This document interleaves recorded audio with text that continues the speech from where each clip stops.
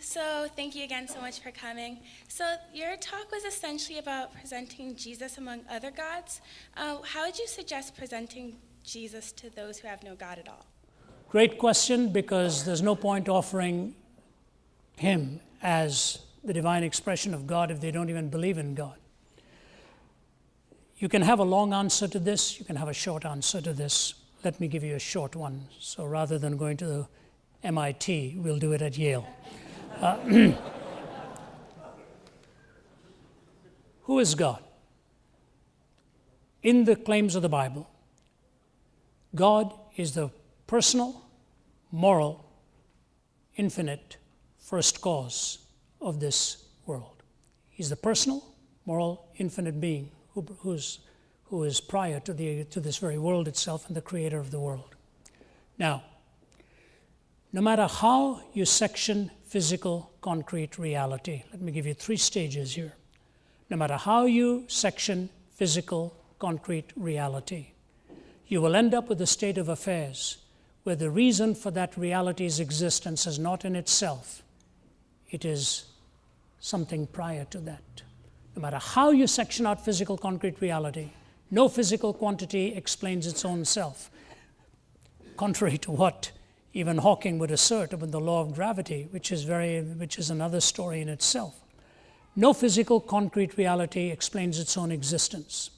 Number 2, when you look at intelligibility anywhere, in the scientific arena, in the historic arena, in the arena of literature, you always assume an intelligence behind it.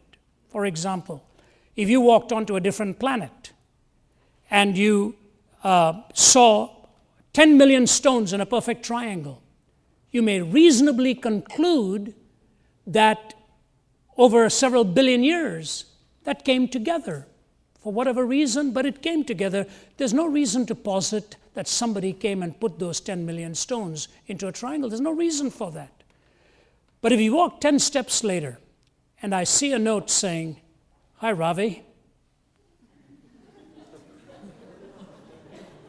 Did you bring any recipes? Any curry powder with you?" You know what?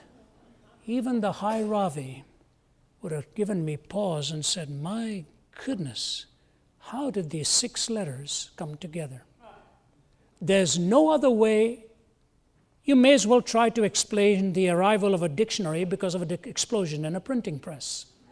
You just don't move in that direction. So number 1, no physical, concrete reality explains its own existence. Number 2, anytime you see intelligibility, you see intelligence behind it.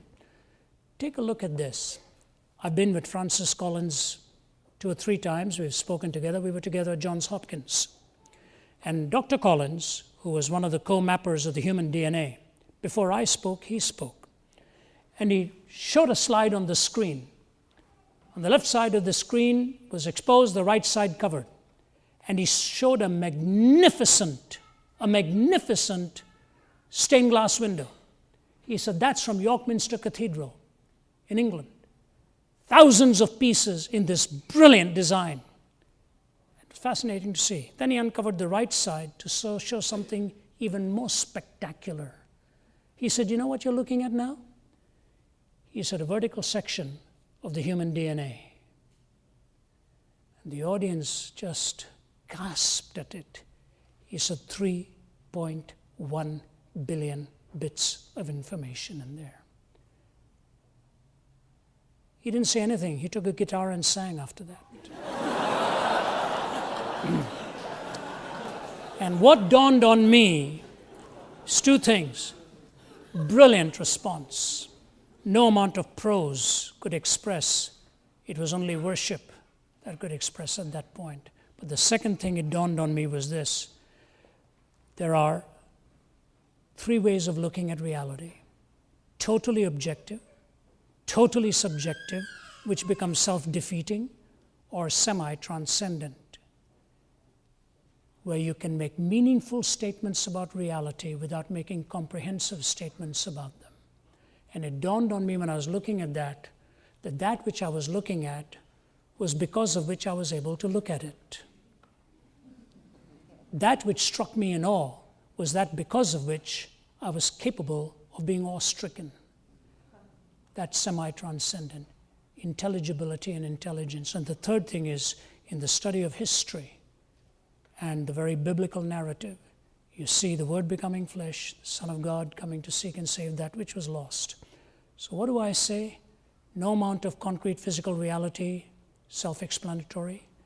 Anytime you see intelligibility, you assume an intelligence behind it.